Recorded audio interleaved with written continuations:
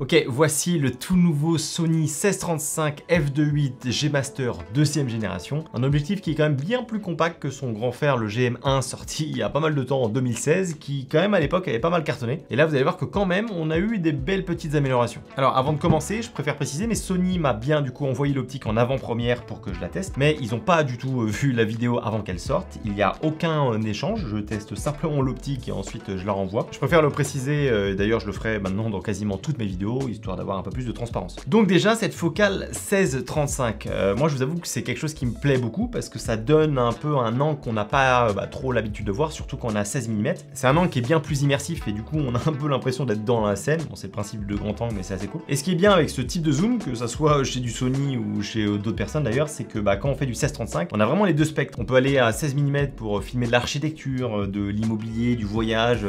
On peut même faire de l'astrophotographie. Et ensuite, on peut monter à 18, 20, 24 et jusqu'à même 35 mm pour faire des plans bien plus serrés. On peut même faire un petit peu de portrait ou voire même, je sais pas, filmer des plans avec du détail. Donc je vous avoue que plus j'avance, plus j'aime de plus en plus les optiques 16-35 comme ça. Et évidemment, avec l'activité de YouTube, que ce soit pour faire des vidéos face cam, faire du vlog, etc., c'est un peu un indispensable que j'ai toujours dans mon sac. Personnellement, moi, j'utilise énormément le 16-35 f4 de chez Sony que j'ai depuis pas mal de temps. Mais bon, c'est un f4, là c'est un f2.8, donc forcément c'est bien plus lumineux, ce qui veut dire qu'on aura moins besoin de lumière pour éclairer notre scène. Et ça, je vous avoue que c'est clairement appréciable d'avoir un f2.8, surtout quand toutes les autres optiques sont à f2.8. Là, de passer à f4, c'est un peu chiant. Donc là, le f2.8, voilà, ça me plaît bien. Mais bref, parlons un peu plus des détails de ce petit caillou. Alors, je pense que vous le voyez déjà, mais la taille, il est beaucoup plus compact. Il est un poil plus petit, je crois qu'il va faire 1 cm de moins que la première génération. Mais c'est surtout quand il a 16 mm qui, là, va vraiment se distinguer de la première génération. On voit qu'on gagne un petit peu en taille. Et ça que je trouve aussi intéressant, c'est quand il est à 16 mm, l'objectif sort beaucoup moins que la première génération. Et ça, c'est pas mal, notamment pour éviter qu'il y ait trop de petites particules qui se mettent à l'intérieur. Et aussi, quand on est sur un stabilisateur et qu'on veut l'équilibrer, c'est un peu plus facile que le barillet ne sort entre guillemets pas trop, justement pour éviter de faire forcer un peu les moteurs. Ah oui, truc aussi assez intéressant, c'est que le poids de l'objectif est plutôt dirigé vers l'arrière.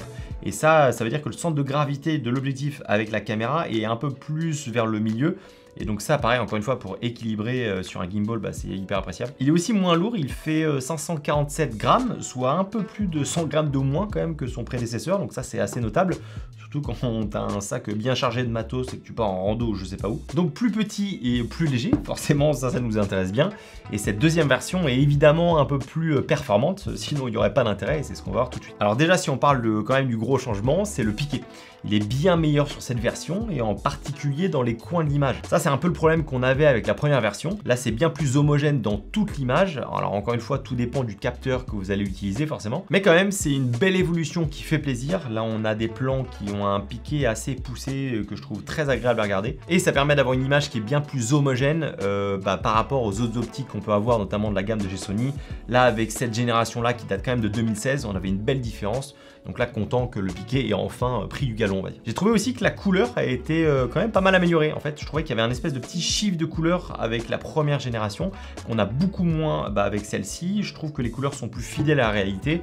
Donc ça, forcément, on prend. Après, évidemment, c'est un objectif qui date d'il y a 7 ans, cette première génération. Donc c'est normal qu'il y ait une évolution, encore heureux. Mais quand même, je trouvais ça important de le préciser. Une autre partie qui était pas mal améliorée, c'est l'aberration chromatique. En fait, on peut voir qu'il y a beaucoup moins de fuites de couleurs, notamment sur les bords, quand on est un petit peu à contre-jour. Ça, c'était vraiment un problème qui me gênait avec cette première génération. Et là, elle a été quasiment complètement effacée avec cette deuxième génération, donc tant mieux. Tant qu'on est sur la qualité d'image, on peut aussi parler du vignettage. Donc là, c'est les coins qui sont assombris tout autour de notre image.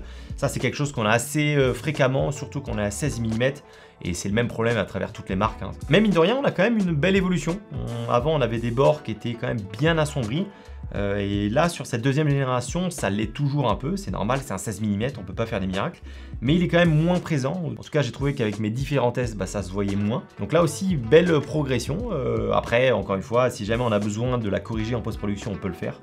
Mais voilà, il y a une petite amélioration, donc c'est intéressant de le noter. Si on parle de l'autofocus maintenant, il n'y a honnêtement pas grand chose à dire, c'est toujours très bon. Ça capte bien son sujet, ça suit, ça pompe pas, enfin bon, ouais, ça reste du Sony, donc forcément c'est excellent. Et mine de rien, en vrai, la première version en 2016 était déjà très bonne, et je trouve que quand on compare les deux en termes de vitesse d'autofocus, de suivi, etc., il n'y a pas une énorme différence. La première version était déjà très bonne, et là la deuxième est maintenant excellente. Alors après, normalement sur le papier, ils ont amélioré la performance de l'autofocus, on a des moteurs qui sont bien plus rapides et surtout bien plus silencieux. Je vous avoue que moi j'ai pas vu une énorme différence, voilà, tant que ça fait le travail, moi je lui demande rien de plus. Mais je pense que vous avez dû le voir, il y a un truc normalement qui a dû potentiellement vous gêner un peu avec cette première génération, c'est le focus breathing, c'est le fait que l'objectif quand il change justement de point, bah, il pompe un peu, ou en tout cas il avance ou il recule. Et ça c'était un gros problème qu'on avait avec la première génération, et je pense que vous l'avez vu, mais avec cette deuxième génération, on l'a pas du tout. C'est bien plus précis, et ça c'est hyper important pour nous en tant que vidéaste, parce que quand tu passes d'un sujet au premier plan à un deuxième en arrière-plan, et bah, si ça zoome dans l'image, ça fait un peu pas propre, ça fait dégueulasse, on va pas se mentir. Et là le fait qu'il est bien amélioré sur cette deuxième version, ça clairement c'est le truc qui m'a fait le plus kiffer. Alors après en fonction des boîtiers, vous pouvez aussi avoir de la compensation justement de focus breathing, mais c'est honnêtement toujours mieux de l'avoir en interne, ça fait pas non plus des miracles ce truc là avec le boîtier, donc voilà. Tant que c'est dans le boîtier directement on prend. Même chose pour la distance minimale de focus qui a été améliorée. Avant on était obligé d'être un peu plus éloigné de notre sujet pour être sûr d'être net au plus proche entre guillemets.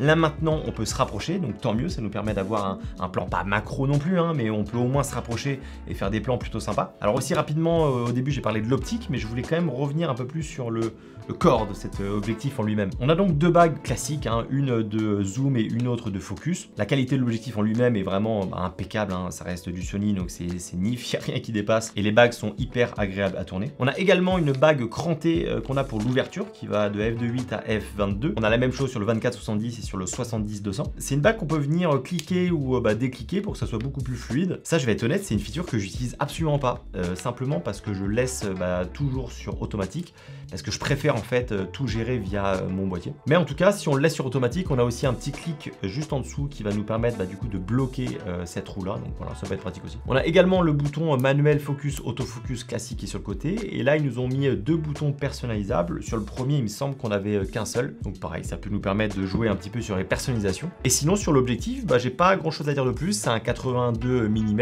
évidemment comme d'hab, et voilà, et en termes de qualité de fabrication, il y a honnêtement rien à dire, ça reste du Sony. Ok, parlons du prix maintenant, c'est peut-être là où ça va faire 2700 €, donc oui, ça fait mal, mais ça reste un G-Master de chez Sony, donc évidemment tu payes l'excellence. Donc certes c'est un coût, mais tu as la meilleure qualité possible en monture Sony dans du zoom grand angle. Après il existe honnêtement pas mal d'alternatives avec des marques tierces qui sont très avantageuses financièrement.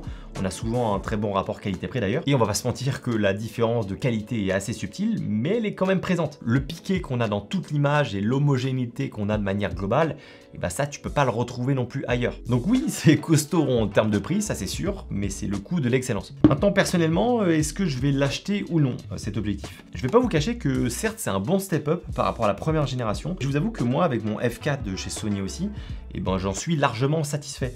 En termes de piqué, en termes de couleur, d'ouverture, etc., ça me suffit. Et mine de rien, ça reste une optique qui est 1300 € moins cher que cet objectif-là. Donc personnellement, pour mes besoins, ça me suffit largement. Bien que je vais pas vous cacher qu'à F4, ça commence un peu à me saouler, sachant que toutes mes autres optiques sont à f2.8. Voilà, ça commence un petit peu à me tirer sur la couenne. Mais je vous avoue que je sais pas encore si je vais me décider pour passer sur ce f2.8 là. C'est ça qui est un peu fourbe, c'est quand tu commences à être vidéaste pro, forcément tu as envie d'avoir l'excellence un peu partout. J'ai le 24-70 G2 qui est vraiment une grosse tuerie. Là j'ai pas mal testé aussi le 70-200 G2 qui est aussi une tuerie. Donc là c'est marrant qu'ils viennent compléter la trilogie avec ce 1635, donc potentiellement à tout moment je peux me chauffer. Par contre si vous avez un 1635 de première génération, là pour le coup je pense que l'upgrade vaut quand même pas mal le coup. Il est bien plus homogène dans toute l'image, on a beaucoup moins d'aberrations chromatiques, et surtout le coup du focus breathing qui est vraiment le jour et la nuit, ça pour moi c'est un peu un deal breaker. Donc si jamais vous êtes sur cette première génération, je pense que de réfléchir à passer sur la deuxième, ça va sûrement vous chauffer un peu. Donc c'est cool honnêtement d'avoir une optique qui est quand même bien plus compacte et surtout plus légère. C'est cool parce que c'est toujours dans la philosophie de Sony de faire plus compact, plus discret, mais toujours aussi plus performant, et ça clairement ça me plaît bien. Donc non, évidemment c'est une excellente optique, fallait pas s'attendre à pire on va dire de Sony pour ce prix là. Mais rappelez-vous bien que le matériel ça fait pas tout, parce qu'il fera la différence entre un bon vidéaste et un mauvais, c'est pas son matériel, c'est comment il s'en sert et surtout ses compétences. Donc si jamais ça vous intéresse, je sors d'ailleurs mon école de vidéo en début octobre où justement on va voir un petit peu tous les spectres qu'il faut savoir sur la partie réalisation, montage, tournage, etc. Et surtout aussi le plus important c'est comment vous entourer d'autres vidéastes. Donc si ça vous intéresse, je vous mets ça en description. Et puis dites-moi ce que vous en pensez en commentaire de ce nouveau caillou qui est quand même assez intéressant. Et puis nous on se dit à la semaine prochaine dans une autre vidéo. La bise!